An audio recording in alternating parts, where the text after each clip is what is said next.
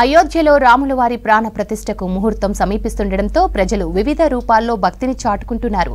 జగిత్యాల జిల్లాకు చెందిన ప్రముఖ సూక్ష్మ కళాకారుడు గుర్రం దయాకర్ వినూత్నంగా రామభక్తిని ప్రదర్శించారు. 16,000కు పైగా బియ్యపు గింజలతో రామ మందిరం నిర్మించారు. దీని నిర్మాణానికి సుమారు 60 గంటల సమయం పట్టిందన్నారు. ప్రధాని నరేంద్ర మోదీకి బహుమతిగా ఇస్తామంటున్నారు దయాకర్.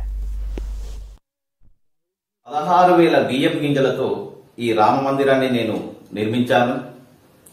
దీని నిర్మాణానికి నాకు దాదాపు 60 గంటల సమయం పట్టింది. మరి యావత్ భారతదేశం ఎదురు చూస్తున్న ఈ మందిర ఓపెనింగ్ కోసం మరి దానికి నేను చాలా గర్వపడుతున్నా ఒక భారతీయునిగా. ఎందుకంటే మన సంస్కృతి, మన సనాతన ధర్మం, మరి మన రాముని యొక్క మందిరం ఎన్నో సంవత్సరాలు వెయిట్ చేశాం. కానీ ఈ రోజుకు అది నెరవేరుతుంది.